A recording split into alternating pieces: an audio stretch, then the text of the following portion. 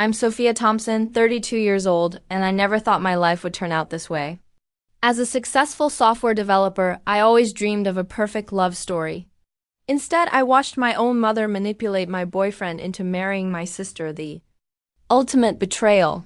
Years later, when they showed up at my reconciliation party, the look on their faces when they met my husband was absolutely priceless. Sometimes life's biggest heartbreaks lead to the greatest blessings. Before I get into this wild story, let me know where you're watching from in the comments below. And don't forget to like and subscribe if you want more stories about turning family betrayal into triumph. Growing up in suburban Boston, our family looked picture perfect from the outside. Our colonial-style house with its white picket fence and manicured lawn hid the dysfunction brewing inside. My mother, Diane, ruled our household with an iron fist in a velvet glove. She was the type of woman who would smile sweetly at neighbors, then tear them apart the second they left. My father, Gerald, was her opposite, quiet, passive, and always nodding along just to keep the peace. Then there was my sister, Amber, 3 years older than me. She was everything my mother wanted in a daughter. Blonde, beautiful, and socially gifted, Amber could charm anyone in minutes. She was a cheerleader, homecoming queen, and the girl every boy wanted to date. I, on the other hand, was the family black sheep. While Amber spent hours perfecting her makeup and social life, I buried myself in books and computer code. My bedroom walls were covered with academic awards, not boy band posters. By age 14, I had taught myself 3 programming languages and built my first website. None of this impressed my mother. "Computers are for boys, Sophia," she'd say with a dismissive wave. "You'll never find a husband if you hide behind those screens." Every achievement of mine was met with the same response. "That's nice, dear.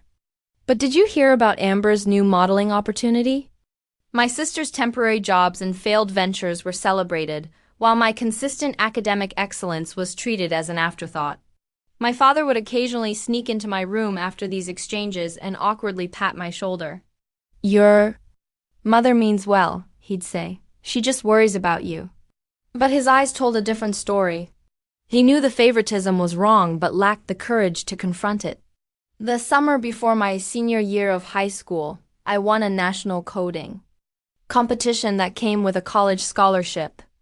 When I excitedly shared the news at dinner, my mother's response was, "Well, I guess that's one way to get to college since you won't be getting any athletic scholarships like Amber did." My father stared at his plate while Amber smirked.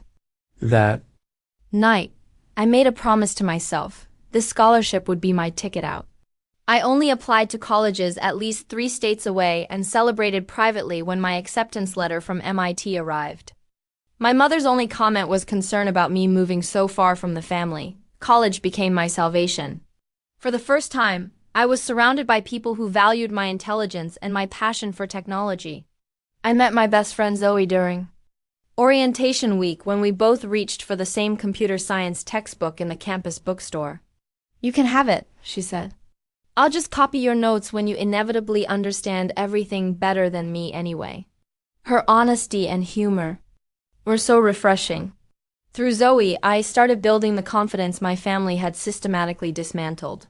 She couldn't understand why I dreaded going home during breaks.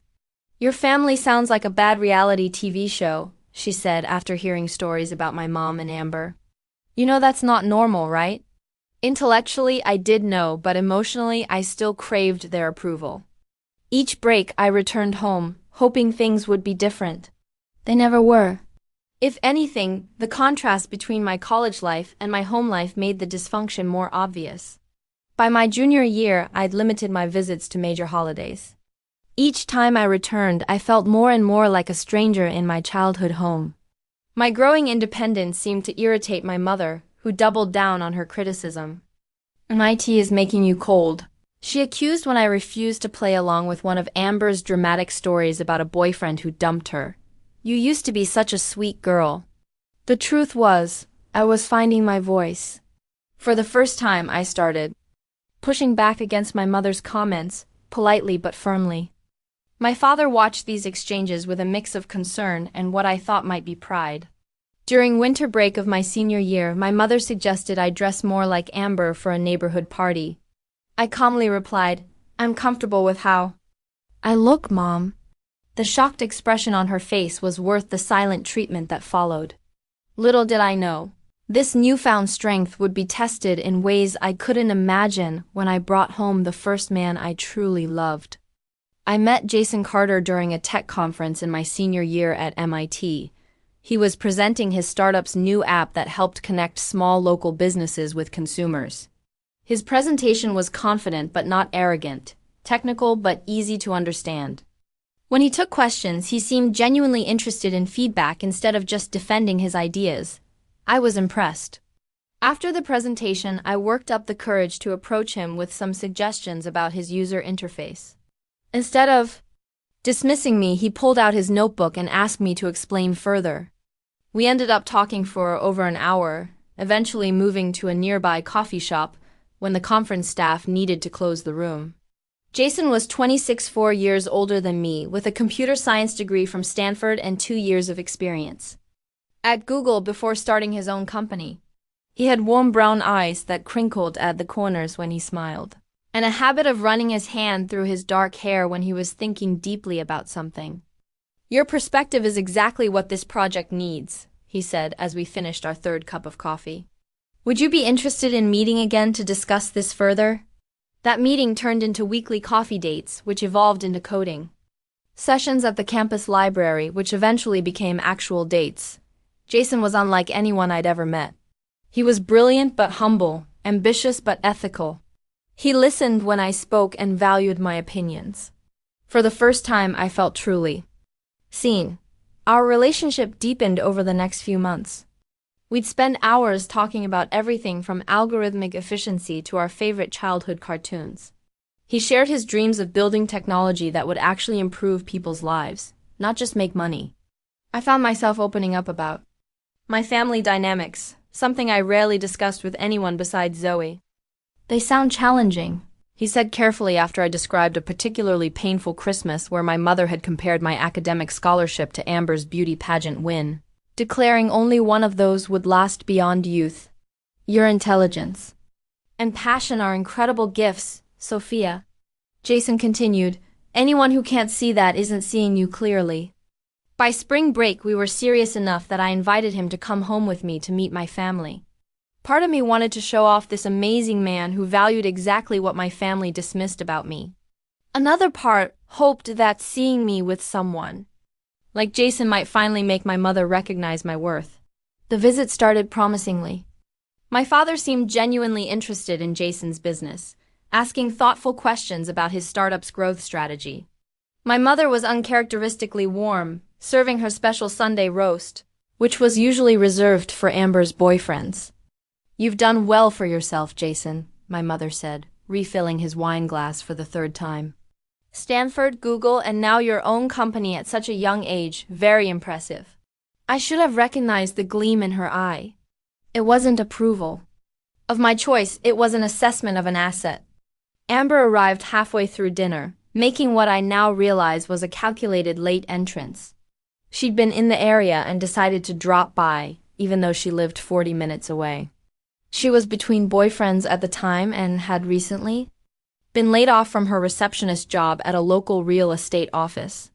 My sister swept into the dining room in a form-fitting dress, hair and makeup perfect, despite her claims of just being in the neighborhood.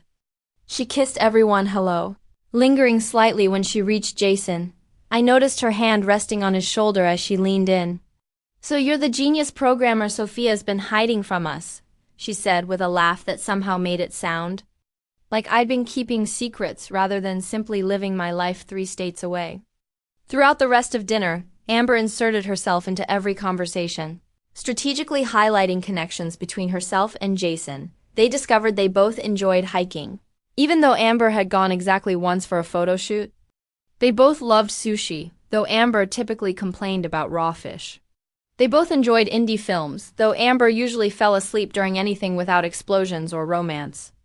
I watched Jason carefully during these exchanges, relieved to see him responding politely but then returning his attention to me or my father after each of Amber's interruptions. When she asked about his business model, claiming a secret interest in tech entrepreneurship, That was news to everyone at the table. He gave brief answers before turning to me. Sophia's actually been helping me refine the algorithm, he said, squeezing my hand under the table. She spotted inefficiencies I'd missed entirely. My mother cleared her throat. Well, isn't that nice? Amber has quite a head for business too, you know. She nearly majored in marketing before deciding on communications. I changed because marketing seemed too limiting, Amber added quickly. I wanted something broader. What she didn't mention was that she had failed the introductory marketing course twice before switching majors. Despite these undercurrents, the weekend visit ended on a positive note. Jason and I drove back to Cambridge, and he seemed genuinely impressed with my family. Your mother really went all out with that dinner, he said, and your sister is certainly energetic. I laughed nervously. That's one way to put it. Your dad seems great too, though quieter than I expected based on your stories. He's different when my mother's around, I explained. More subdued. Jason nodded thoughtfully but didn't comment further. Over the next few weeks, our relationship deepened.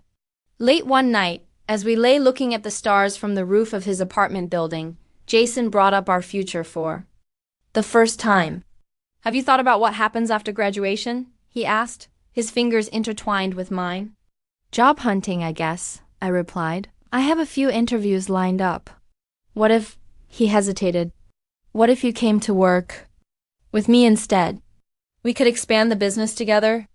Your skills complement mine perfectly. My heart raced. Are you serious? Completely, and maybe ... he squeezed my hand. Maybe we could look for an apartment together too, if you wanted. For the first time, I allowed myself to envision a future where I was truly happy, a life built with someone who valued me for exactly who I was. I turned to kiss him, overwhelmed with emotion. I'll take that as a yes, he whispered against my lips. Little did I know that while I was dreaming of our future together, forces were already in motion to ensure it would never happen. My final semester at MIT should have been exciting. I had excellent job prospects, a capstone project that was, getting attention from industry professionals, and a relationship that gave me the emotional support I had always craved. Instead, it became the period when everything fell apart. The changes were subtle at first. Jason started taking longer to respond to texts. Our daily phone calls became every other day, then twice a week. He canceled our standing Friday night date 3 weeks in a row, citing meetings with potential investors that mysteriously always seemed to run late. I'm sorry, babe, he'd say, sounding genuinely regretful. This round of funding is crucial. Once it's secured, things will calm down. I believed him because I had no reason not to. His startup was at a critical growth stage, and I understood the demands of the tech world. I was busy too, spending long hours in the lab perfecting my capstone project. Still, something felt off. One evening, while scrolling through Instagram, I noticed a post from a restaurant in my hometown. The image showed their famous chocolate lava cake, and the caption mentioned a special visitor from the tech world. In the background of the photo, blurred but recognizable, was Jason's profile. My stomach dropped. He had told me he was in New York that weekend meeting investors. What was he doing in my hometown, 3 hours in the opposite direction? When I confronted him during our next call, his explanation came too quickly. It was a last-minute change of plans. A potential investor lives near your parents and suggested meeting there. I was going to tell you, but I knew you were stressed about your project deadline. Did you see my family while you were there? I asked. A pause that was too long. I ran into your mom at the grocery store. Pure coincidence. She insisted I'd come over for coffee since I was in town. Something in his voice sounded off, but I couldn't identify what. I told myself I was being paranoid, that the distance and stress were making me insecure. I threw myself deeper into my project, ignoring the growing unease. 3 weeks later, during spring break, I decided to surprise Jason by driving to his apartment instead of going home. I hadn't told my family I was coming either. The thought of another tense dinner with Amber's increasingly obvious flirtation toward Jason was more than I could handle that week. When I arrived at Jason's building, his car wasn't in its usual spot. On a hunch, I drove to his office. Carr wasn't there either, but his business partner Ryan was just leaving. Jason? Ryan looked confused when I asked. He took a few days off. Said he was visiting family. Jason's family lived in California. Mine lived in Massachusetts. We were in Cambridge. I drove home in a daze, not entirely sure what I was thinking or planning. 6 hours later, I pulled into my parents' driveway at 11 p.m. My father's car was there. So was my mother's. And parked behind them was Jason's distinctive blue Subaru with a small dent in the passenger door from when we'd gone hiking, and a rock had hit it during a minor landslide. The house was dark, except for the living room. I used my key to enter. Quietly, hearing low voices from that direction. I moved toward the sound, my heart pounding so loudly I was sure they would hear it. I stopped at the living room entrance, partially hidden by the hallway wall. Jason sat on our couch, my sister beside him, closer than friends would sit. My mother was in her favorite armchair across from them, leaning forward animatedly as she spoke. "You two make so much sense together," she was saying. "Sophia is so absorbed in her computer world. She never fully appreciates what you're building. Jason, you need someone who understands the social aspects of business, the connections, the networking. Amber has those skills in abundance." "Sophia's been really distant lately," Jason replied, though he shifted uncomfortably. "Always working on her project." "That's how she is," Amber chimed in, placing her hand on his knee. "Always choosing computers over people. Remember when she skipped my college graduation to attend that tech conference? I hadn't. I'd skipped it because Amber had specifically told me not to come after I had refused to write her final term paper for her. I just don't know anymore," Jason continued. "Things were so clear a few months ago, but now ... You need to think about your future," my mother pressed. "Amber can be the perfect partner for a man with your ambitions. The supportive wife who makes the right connections, hosts the right dinner parties. Can you honestly see Sophia doing that? She'd probably wear jeans to a business function and talk about coding all night." I must have made a sound because suddenly all three heads turned in my direction. The look on Jason's face, shock mingled with guilt, told me everything I needed to know. "Sophia," my mother recovered first. "What a surprise. We thought you were staying at school this week." I ignored her, focusing on Jason. "How long has this been going on?" He stood up, moving away from Amber. "It's not what it looks like." "Really?" "Because it looks like you've been coming to my family's home behind my back. It looks like you're sitting here with my mother and sister discussing our relationship and your doubts about me. What part am I misinterpreting?" "Sweetheart," my mother interjected. "We're just having a conversation. Jason has been kind enough to visit your father and me occasionally. Is that so wrong? And me ending up here during those visits is pure coincidence," Amber added with a smirk that disappeared. When my mother shot her a warning look. "When did these visits start?" I asked Jason directly. He couldn't meet my eyes. "A couple months ago. Your mom called me, said your dad was having health issues and wanted some company while your mom ran errands. It seemed harmless. My father had no health issues and he was currently upstairs, oblivious or deliberately absent from this scene. And then ... Jason ran a hand through his hair, that familiar gesture now painful to watch. Then it became regular. Your mom would call. Say they missed having young people around. I'd stop by when I was in the area. When you told me you were somewhere else, he didn't deny it. Sophia," my mother stood, approaching me like I was a wounded animal that might lash out. "You're overreacting. Jason has been confused about your relationship. That's natural when young people are planning their futures. I simply pointed out that perhaps you two want different things," I finished for her, and suggested my sister as a convenient replacement.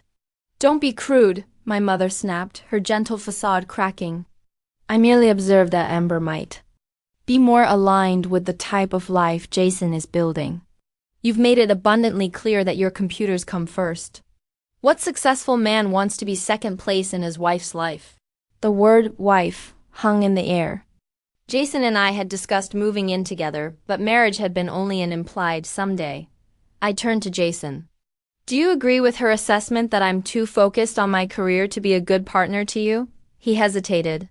And in that hesitation, I had my answer. Sophia, he finally said, you have to admit things have changed.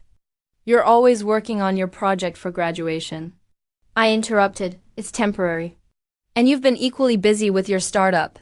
I never once doubted your commitment because of it. It's not just that, he continued weakly. Your family has helped me see that maybe we want different futures. My family? I repeated flatly. You mean my mother and the sister who's apparently been pursuing you behind my back?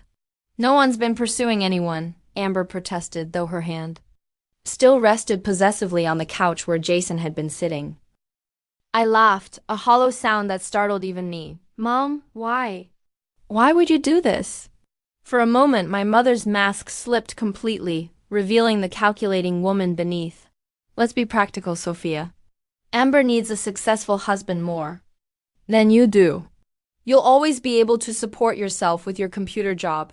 Amber needs security, social standing. The brutal honesty stunned me into silence. Besides, she continued, apparently believing this logic would convince me, you are never going to be the right wife for someone like Jason. He needs someone who understands the social requirements of being married to a successful man. Someone who can entertain, who knows the right people. Someone who puts family first. I think what your mother means, Jason interjected, apparently finding his voice, is that we might want different things in life. No, I replied, surprising myself with how steady my voice remained. I think my mother was perfectly clear.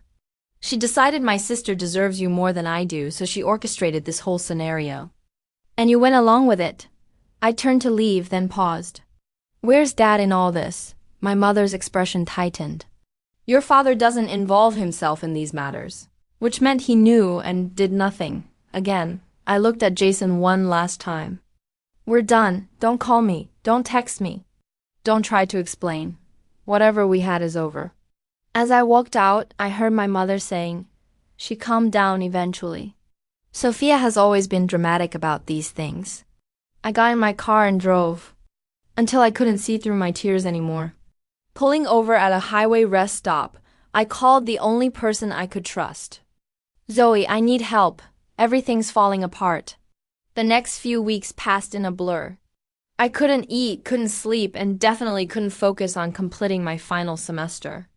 After spending 4 years working toward my degree, I made the painful decision to withdraw with just 2 months remaining. My academic advisor was shocked. This isn't like you, Sophia, she said during our meeting. Whatever is happening, we can work around it. Extensions, incomplete grades that you can finish during the summer. But the thought of remaining in Cambridge, where every coffee shop and library corner held memories of Jason, was unbearable. More importantly, I couldn't bear the thought of graduation with no one in the audience truly cheering for me. The facade had been completely shattered. Zoe offered me her couch until I figured out my next steps. Her tiny apartment became my refuge as I cycled through grief, rage, and paralyzing self-doubt. Some days I couldn't get out of bed, replaying my mother's words in my head. Amber needs a successful husband more than you do. Had my entire family relationship been a competition I wasn't even aware I was participating in? Your mother is genuinely the most toxic person I've ever heard of, Zoe declared one evening as we split a pint of ice cream. And I once had a roommate who stole my identity and opened 3 credit cards. Despite her attempts at humor, I could see Zoe's growing concern. After I spent a week barely leaving the couch, she gently suggested therapy. Just a few sessions, she urged. My cousin went after her divorce and said it changed her life. Mostly to appease her, I agreed. The therapist, Dr. Linden, was a woman in her 50s with kind eyes and a direct manner that cut through my foggy mental state. What your family did was a profound betrayal, she told me in our first session. Your feelings are completely valid, but you have choices now about what role they play in your future. Over the next few months, those weekly sessions became anchors. Dr. Linden helped me see patterns in my family dynamics that went far beyond this final betrayal. More importantly, she helped me understand that I didn't have to keep participating in them. Your mother's behavior suggests deeply rooted insecurities that she's projecting onto both you and your sister, Dr. Linden explained. But her issues don't have to become your issues. By August, I had made a decision. I applied to complete my degree at the University of Washington in Seattle, as far from both Boston and California as I could reasonably get. With my MIT transcript and glowing recommendations from professors, I was accepted with a scholarship that would cover my final semester. Saying goodbye to Zoe was difficult. She had been my rock during the darkest period of my life. "You better video call me every week," she said fiercely as we hugged at the airport. "And I'm coming to your graduation with an embarrassingly large sign and air horns." Seattle felt like breathing fresh air after being underwater. The city's blend of technology and natural beauty suited me perfectly. I found a tiny studio apartment near campus and decorated it with absolutely nothing that reminded me of my past life. No family photos. No mementos from MIT, no traces of Jason. My phone remained largely silent. Jason had tried calling and texting. For the first few weeks after our confrontation, his messages evolved from the defensive, "You didn't give me a chance to explain," to the apologetic, "I made a terrible mistake," to the pathetically nostalgic. "Remember when we watched the meteor shower on my roof?" I never responded, eventually blocking his number. My parents' communications followed a predictable pattern. My mother acted as if nothing had happened, sending chatty texts about neighborhood gossip and Amber's latest adventures. My father sent occasional brief messages, usually devoid of any real content. "Hope you're doing well." Neither acknowledged the betrayal directly. I responded minimally to my father and not at all to my mother.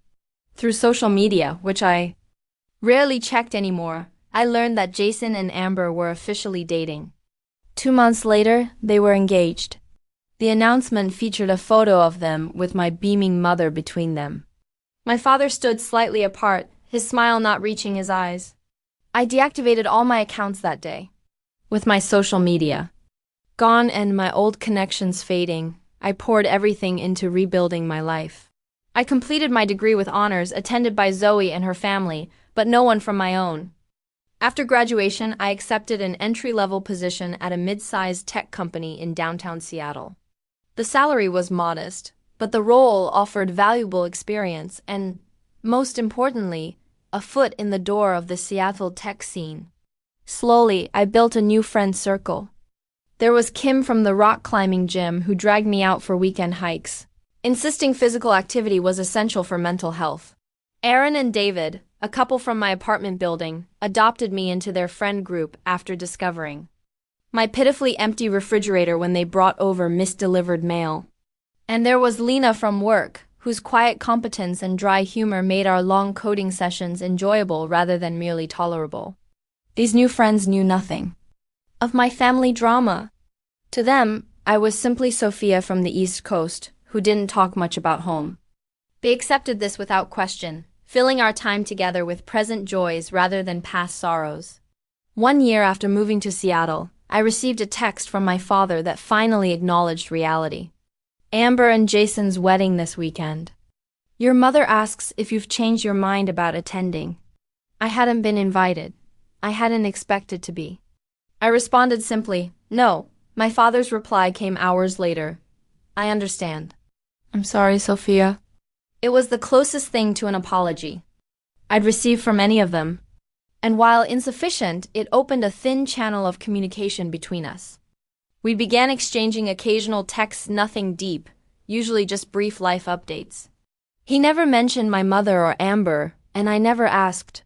Through this minimal connection, I learned that Jason's startup had failed 6 months after their wedding.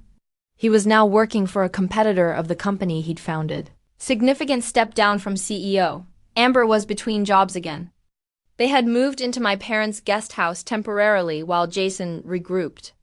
This information should have brought satisfaction, perhaps even joy. Instead, I felt a strange emptiness. Their struggles didn't undo my pain or restore what I had lost. Success, I realized, would be the best revenge, not because it would hurt them, but because it would fulfill me. Around this time, I was assigned to a new project at work, developing software for healthcare systems. The project lead was Raj Patel, a brilliant developer with 15 years of experience who had recently transferred from our San Francisco office. Under his mentorship, my skills expanded exponentially. "You have remarkable talent," he told me during a code review, "but you're playing it safe. Don't be afraid to propose solutions that break conventional approaches." His encouragement pushed me to develop innovative algorithms that significantly improved our system's efficiency. When the project was completed ahead of schedule and under budget, Raj made sure the entire department knew my contributions had been key to its success. That project led to my first promotion, then to larger responsibilities and leadership roles. By my third year in Seattle, I had a reputation as someone who solved problems others couldn't. My career was flourishing in ways I couldn't have imagined during those dark days on Zoe's couch.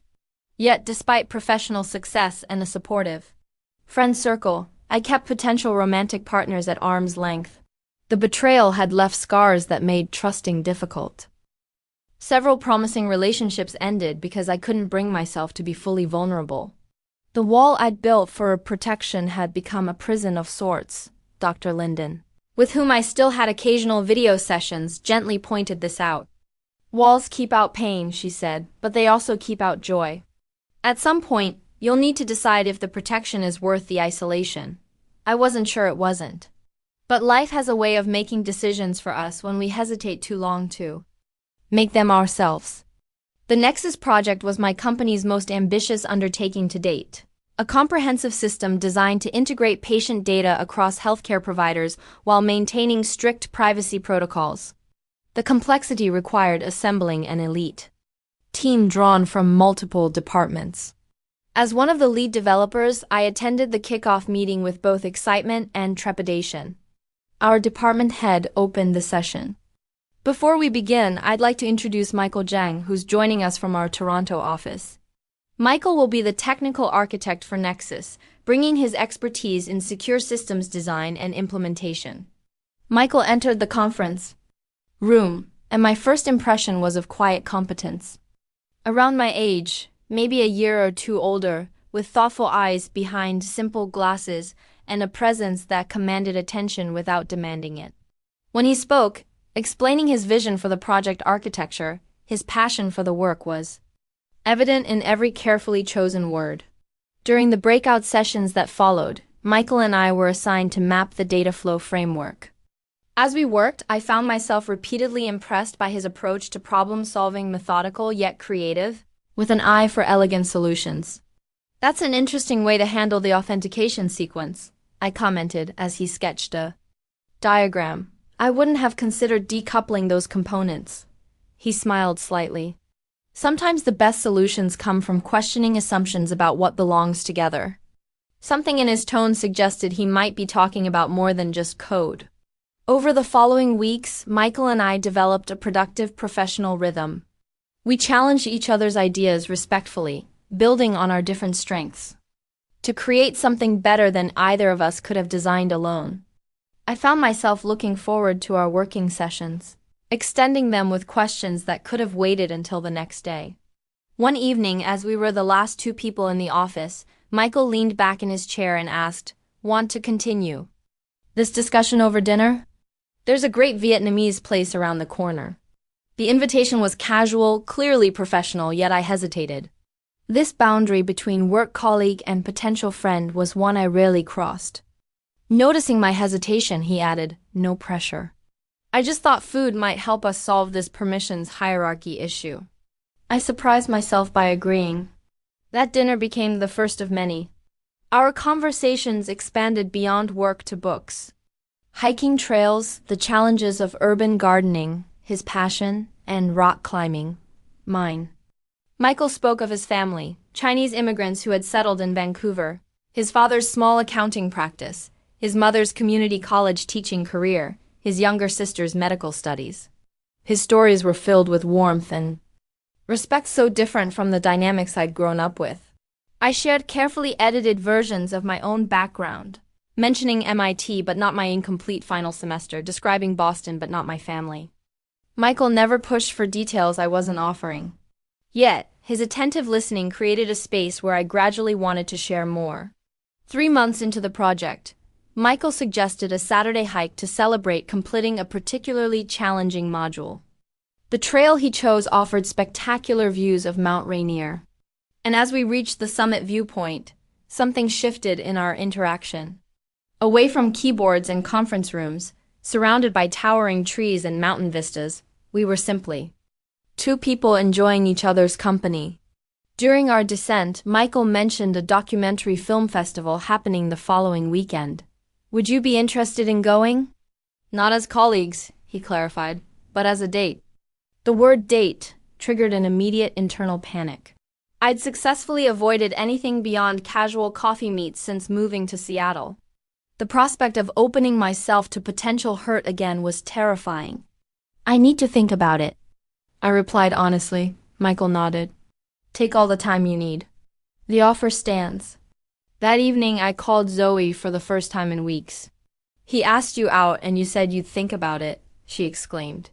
Sophia, this is progress. 6 months ago, you would have invented an imaginary pet emergency to avoid answering. But what if it goes wrong? I asked. What if he's not who he seems to be? What if he is exactly who he seems to be? She countered. Look, I get it. Jason and your family did a number on you. But from everything you've told me, Michael seems genuinely decent, and you clearly like him enough to be scared of liking him. She was right. After wrestling with my fears for another day, I texted Michael to accept his invitation. Our first official date revealed another layer of Michael that deepened my attraction. His intelligence I already knew, but outside of work, his playful sense of humor emerged. He asked thoughtful questions and remembered small details from our previous conversations. Most importantly, he seemed completely comfortable with himself, lacking the insecurity that often drives people to impress others.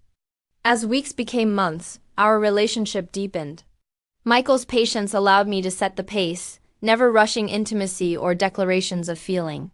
When I finally told him I was falling in love with him 8 months after our first date, his response was both joyful and reassuring.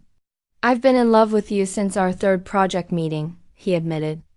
When you demolished my security protocol design and then immediately built it back up better than before, I knew then you were someone special.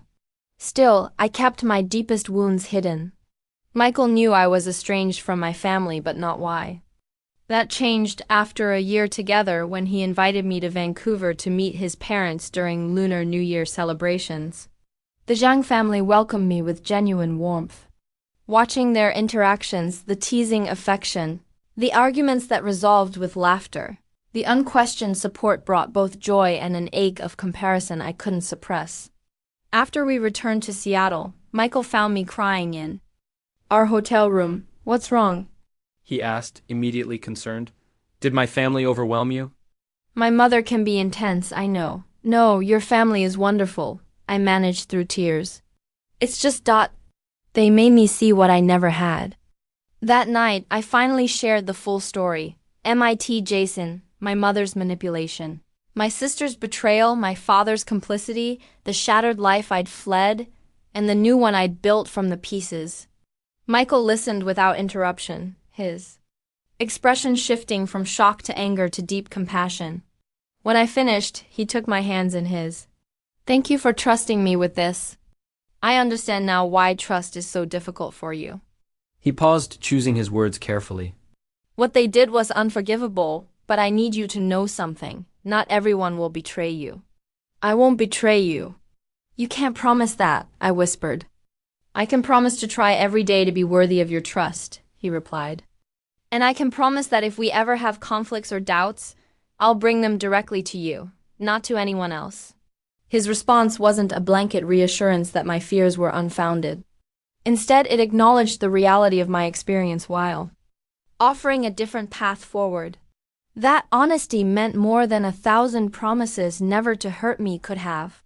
Our relationship deepened after that night. With my history no longer a shadow between us, I could fully embrace the possibility of a future together. Michael became not just my partner but my closest friend, challenging me when I needed challenging and supporting me when I needed support. 2 years into our relationship, during a weekend trip to the San Juan Islands, Michael proposed. The ring was an emerald rather than a diamond, set in a design he'd helped create. It reminded me of your eyes, he explained. An emerald symbolized truth and love. Both seem appropriate. Though I'd known this moment might come, I found myself hesitating. Are you sure? My family baggage is considerable. Michael smiled. I'm not marrying your family. I'm asking to marry you, Sophia Thompson, with all your brilliance and strength and carefully protected heart. Will you build a life with me? Yes, I said, the word carrying all the certainty I'd never thought I'd feel again. Yes, I will. We planned a small wedding with just our closest friends. I didn't invite my family, though I did send my father a brief text, letting him know I was getting married. His response was typical. Congratulations. I hope you'll be very happy. No mention of attending. No questions about my groom. I hadn't expected otherwise. Our wedding day was perfect in its simplicity. Zoe served as my maid of honor, flying in from Boston with her new fiancé. Michael's sister Jennifer was a bridesmaid, and his college roommate Lucas stood as best man. We exchanged vows in a garden overlooking Puget Sound, surrounded by 40 people who truly cared about us. Today I choose you, Michael said in his vows. And I'll choose you again tomorrow and every day after that. My own vows acknowledged the journey. You taught me that trust isn't naive. It's the bravest choice we can make.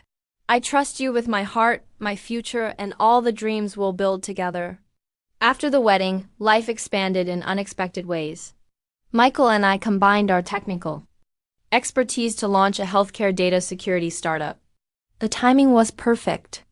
Increased regulations around patient data privacy created an immediate market for our solutions. Within 18 months, we had grown from just the two of us working evenings and weekends to a company of 20 employees with significant venture funding.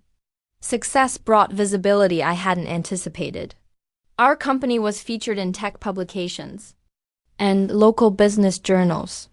I gave interviews about data security and presented at conferences. Though I used my married name professionally, Sophia Zhang, it was only a matter of time before my past and present collided. That collision came in the form of a LinkedIn message from Jason. Congratulations on your success. You always were the brilliant one. Would love to catch up sometime. I showed the message to Michael, who raised an eyebrow. What do you want to do? Nothing, I replied. He's not part of my life anymore. I deleted the message without responding. But it triggered thoughts about my family that I'd managed to suppress for years. Through occasional texts with my father, I knew that Jason and Amber's marriage was struggling. His career had never recovered from his startup's failure. And Amber had grown resentful of their financial dependence on my parents. My mother apparently still controlled the family narrative, positioning me as the ungrateful daughter who had abandoned them. Then came news that changed everything. My father had been diagnosed with pancreatic cancer. His text was characteristically understated. Doctor says 6 to 12 months. Would like to see you before then. After years of maintaining emotional distance, I found myself at a crossroads. The hurt remained, but so did earlier memories of my father teaching me to ride a bike, sneaking me extra dessert when my mother wasn't looking, quietly encouraging my academic interests, even when he didn't understand them. I think I need to go, I told Michael that evening. Then we'll go, he replied simply, together. The decision to reconnect with my family opened the door to a confrontation years in the making. A confrontation that would finally bring everything full circle in ways I never could have anticipated. After careful consideration, Michael and I decided that instead of visiting my family home, where my mother would control the environment, we would invite them to Seattle.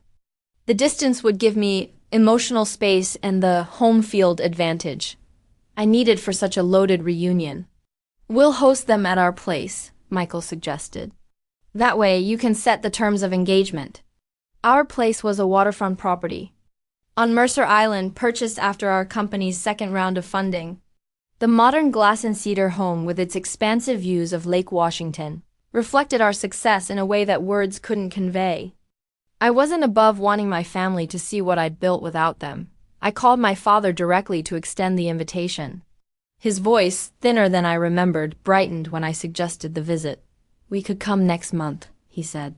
Your mother and would it be all right if Amber and Jason came too? They're living with us now, and your mother doesn't want to leave Amber alone while we're gone. The request sent ice through my veins. Seeing my parents after 6 years would be challenging enough. Facing Jason and Amber seemed impossible. But I recognized the manipulation. My mother was ensuring I couldn't have time alone with my father. Everyone is welcome, I said, surprising myself with how steady my voice remained. We have plenty of room. Michael squeezed my hand in support. As I ended the call, are you sure about this? He asked, including Jason and Amber. No, I admitted. But I need to do this completely. No more shadows hanging over us. The month before their visit passed quickly. Between preparing our home and managing our growing company, I had little time to dwell on anxiety. Michael arranged for a private chef to handle the first nights. Dinner, understanding that cooking for the people who had hurt me so deeply would be an unfair burden. The day of their arrival, I stood in our living room, looking out over the water, trying to center myself. Michael came up behind me, wrapping his arms around my waist. Remember, he said softly, you're not that vulnerable girl anymore. You're Sophia Zhang, co-founder and CTO of Zhang Secure, with 14 patents and a waitlist of clients.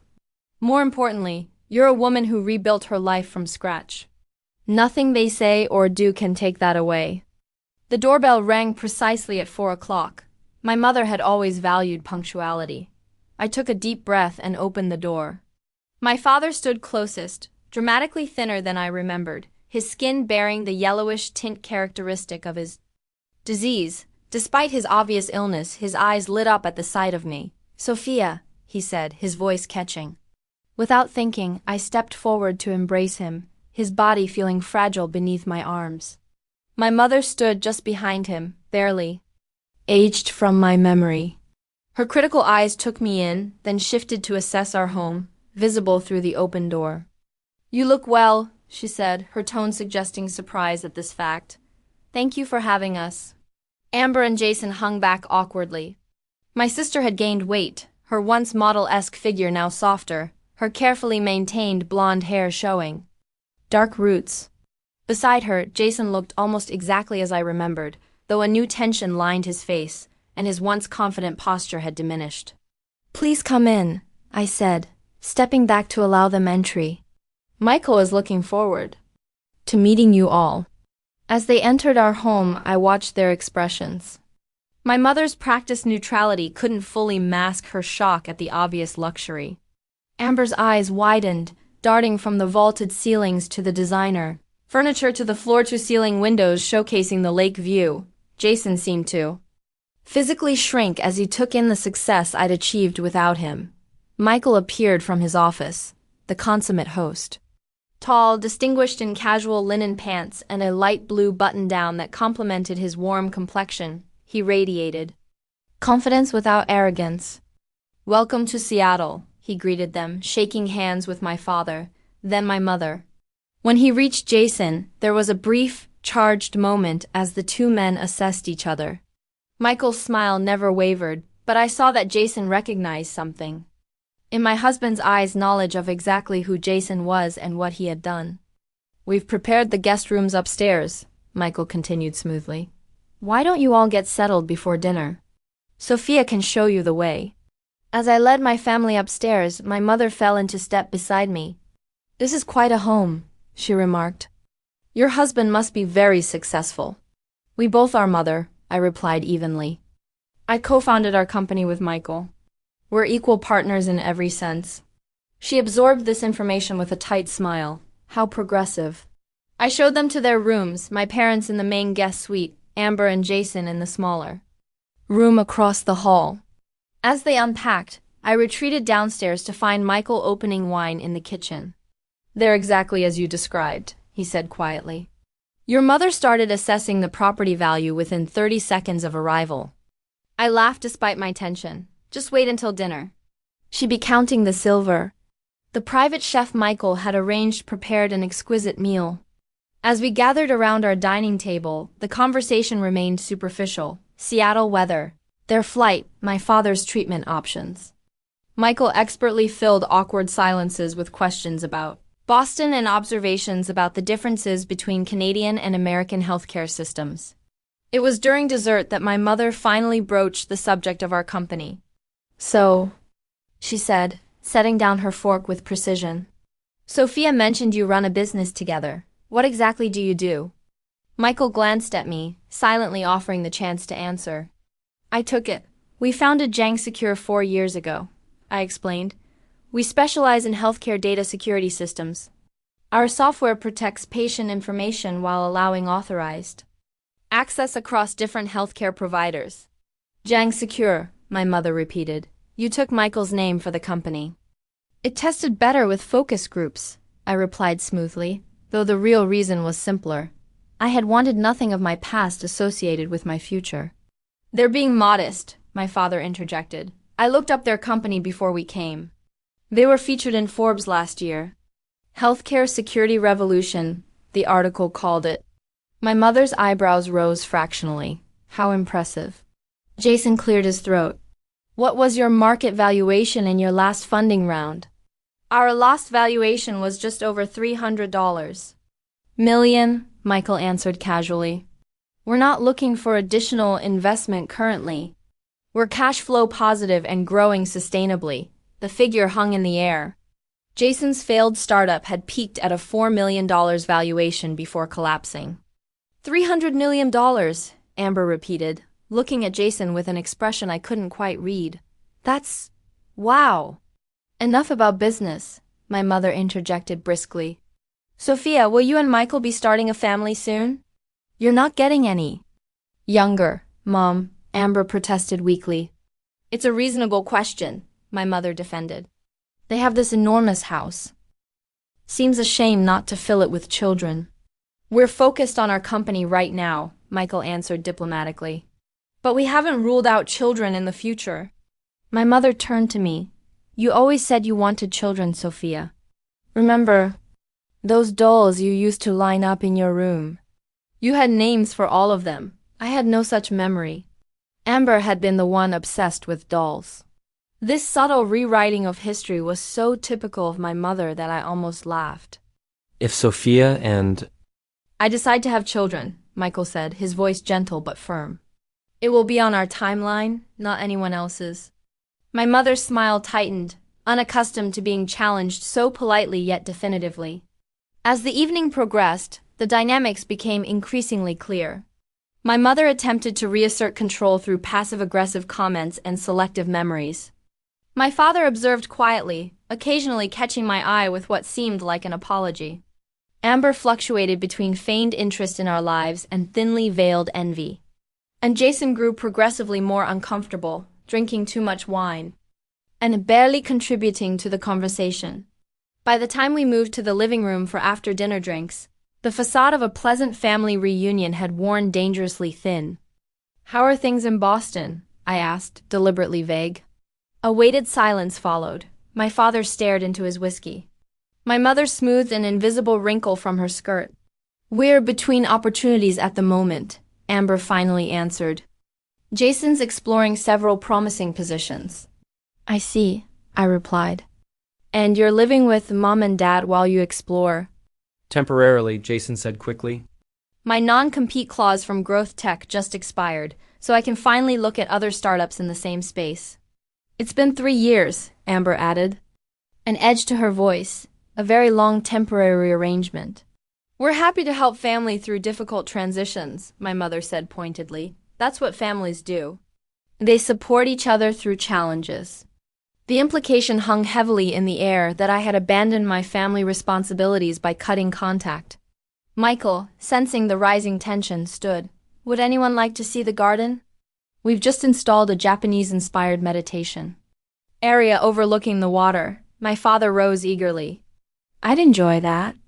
As the others followed Michael outside, I remained behind to refresh drinks. Jason lingered, awkwardly handling his empty glass. Your husband seems like a good man, he said. Finally, he is, I replied simply. You've done incredibly well for yourself, Sophia. I always knew you would. I looked at him directly for the first time that evening. Did you? Because I recall you agreeing that I was too focused on my career to be a good partner. That I'd never understand the social aspects of business. He flushed. I was confused. Your mother can be very persuasive. Yes, she can be, but we all make our own choices, Jason. He set down his glass. I made the wrong one. Surely you know that by now. Before I could respond, my father appeared in the doorway. Sophia, could I speak with you privately for a moment? Jason nodded awkwardly and slipped past my father toward the garden. My father took a seat on the couch, his movements slow and deliberate. Your home is beautiful, he said. But more importantly, you seem happy. I am, I confirmed. I owe you an apology, he continued, his voice slow. Many apologies, actually. I failed you, Sophia. I knew what your mother and Amber were doing with Jason, and I did nothing to stop. The directness of his admission startled me. Why not? He sighed heavily, cowardice mainly. I've spent 40 years taking the path of least resistance with your mother. It was easier to let her have her way than to fight battles I didn't think I could win. He looked up, his eyes damp. But that's no excuse for letting her hurt you. For hurting you myself through inaction. His sincere regret pierced the armor. I'd built around my heart. I needed you to stand up for me, Dad. I know, and I'll regret until my dying day that I didn't. He reached for my hand. I don't expect forgiveness, Sophia.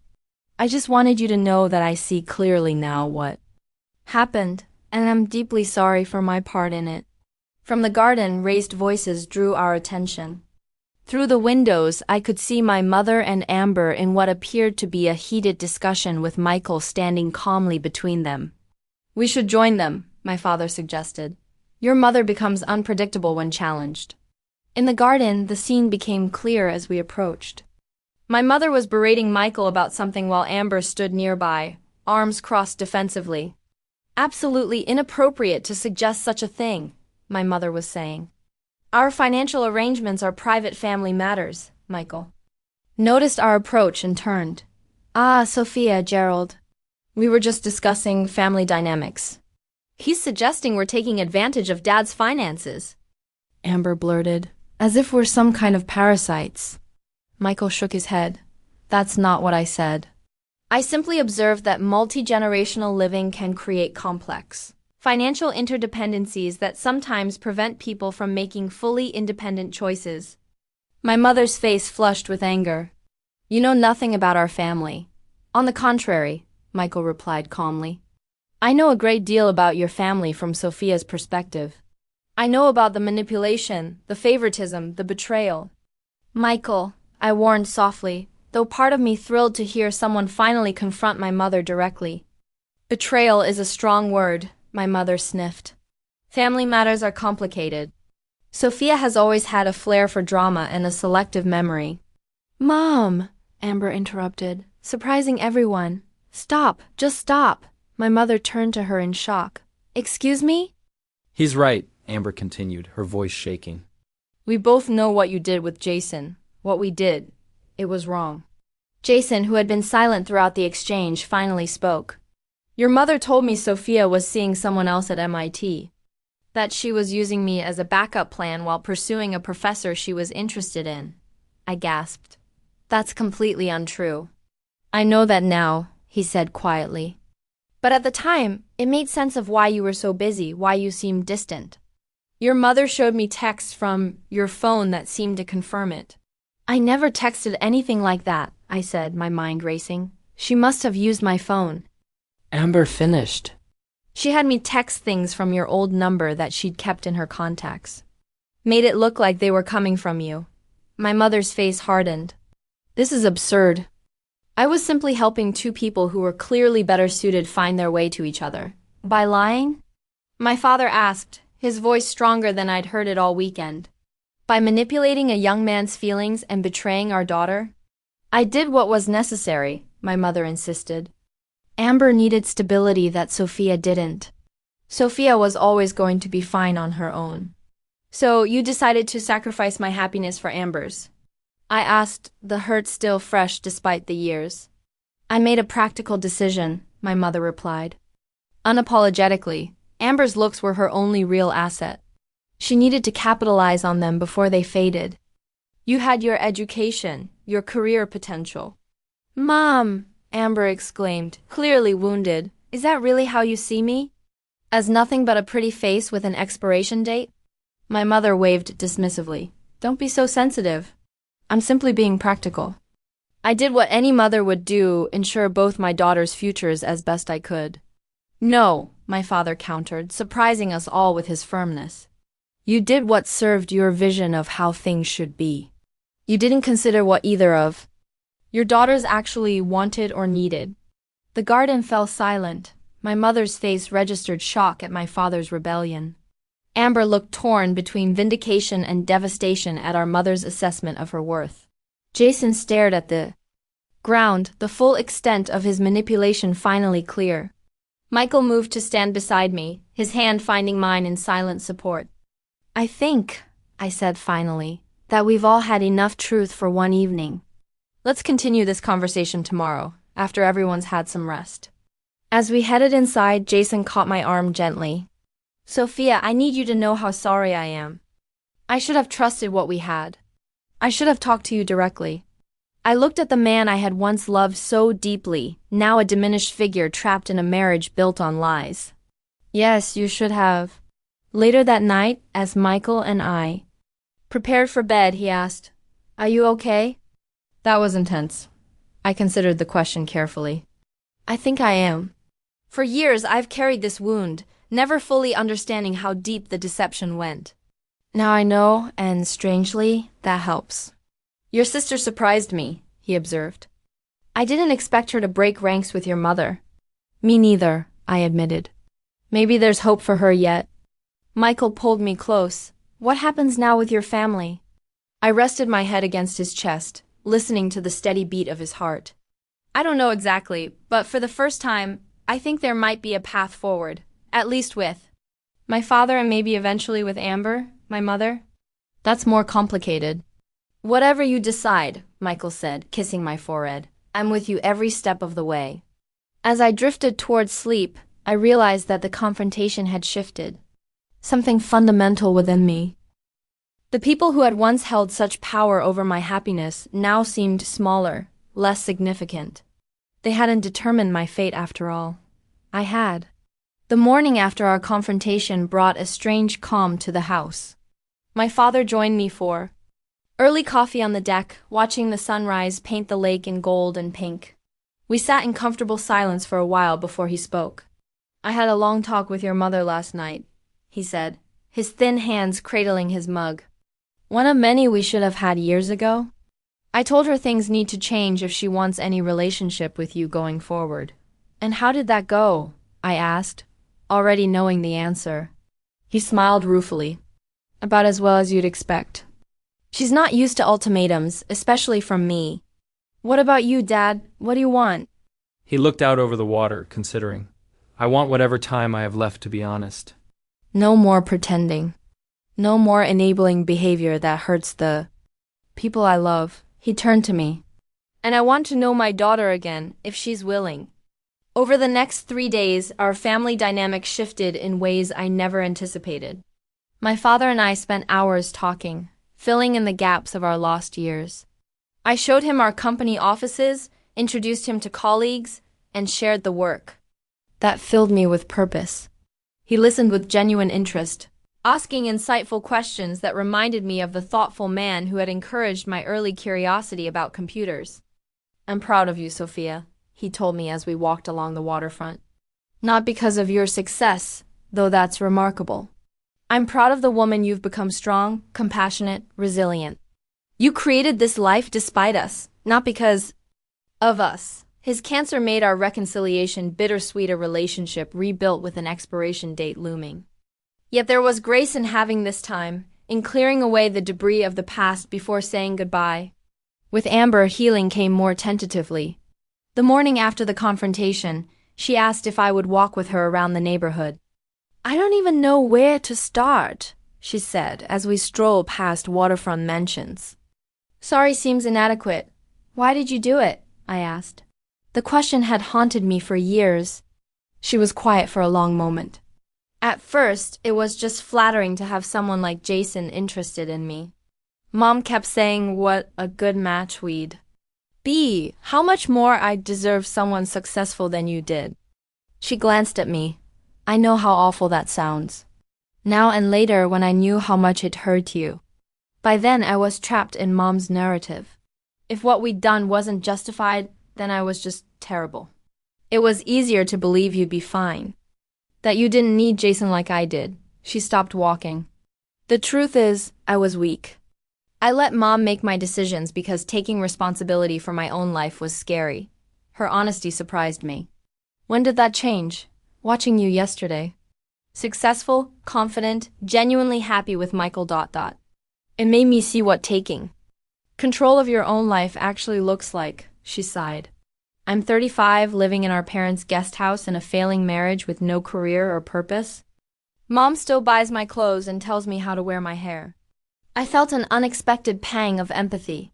While my mother had betrayed me, she had infantilized Amber, keeping her dependent and diminished. It's not too late to change that, I said carefully. How? The desperation in her voice was palpable. I considered my response. Start with something small but meaningful. Get a job, any job that's yours alone. Open a bank account in only your name. Build from there. Over the following days, we had several similar conversations. I didn't offer forgiveness. That would take time. But I did offer perspective and practical advice. To my surprise, Amber listened. My relationship with my mother remained the most complicated.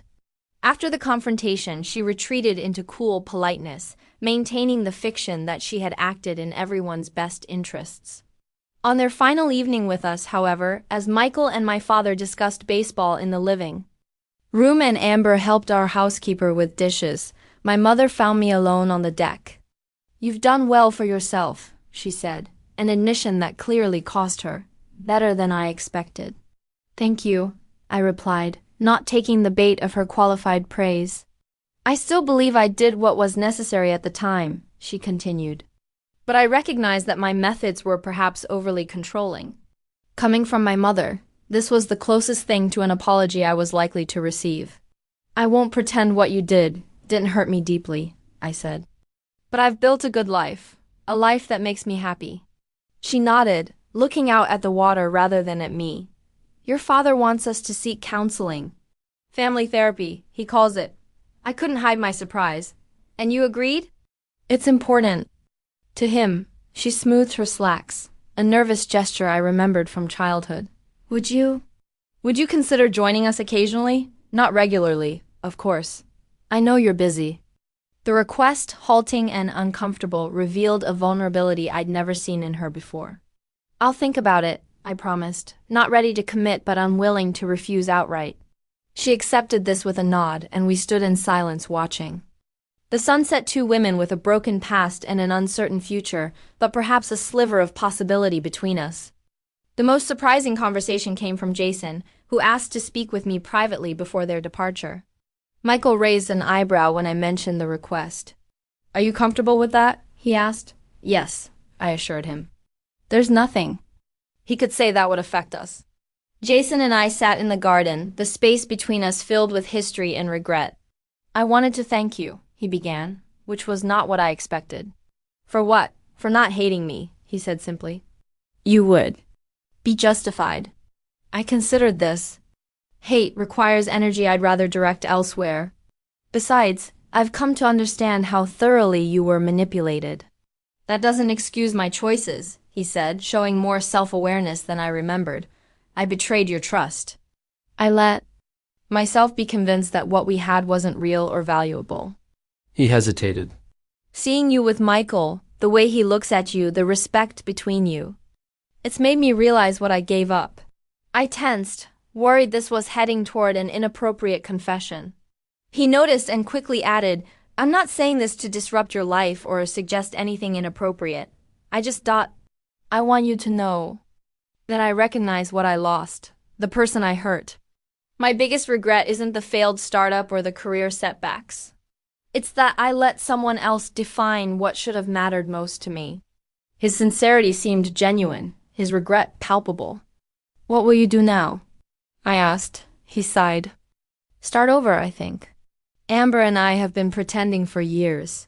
Neither of us is happy. I'm sorry to hear that, I said, and meant it. Despite everything, I didn't wish them misery. Don't be. It's time for both of us to face reality and make better choices. He stood to leave, then paused. You deserve better, Sophia. I'm glad you found it. After they left, our house felt simultaneously emptier and lighter. The confrontation had been painful but necessary, clearing away festering wounds and replacing them with clear-eyed understanding. I couldn't change the past, but I could choose how it affected my future. In the months that followed, we established new patterns of connection. My father and I spoke weekly by phone and video chat as his condition deteriorated. I flew to Boston twice to spend time with him, difficult visits that nevertheless brought peace to both of us. When he passed away, 8 months after our reunion, I stood beside my mother and sister at his funeral, united in grief, if not in full reconciliation. After my father's death, Amber surprised everyone by following through on her promises to change. She filed for divorce from Jason, moved into her own apartment, and found work as an administrative assistant at a community college. The position was modest but represented independence she'd never known. We maintained cautious but increasingly warm contact, rebuilding a relationship that had been poisoned since childhood. My mother remained my mother, critical, controlling, and resistant to change. But our confrontation had shifted the power dynamic permanently. She could no longer rewrite history or manipulate me. I engaged with her on my terms, or not at all. It wasn't a warm relationship, but it was an honest one. With my family receding to their appropriate place in my life rather than dominating it, Michael and I focused on our future.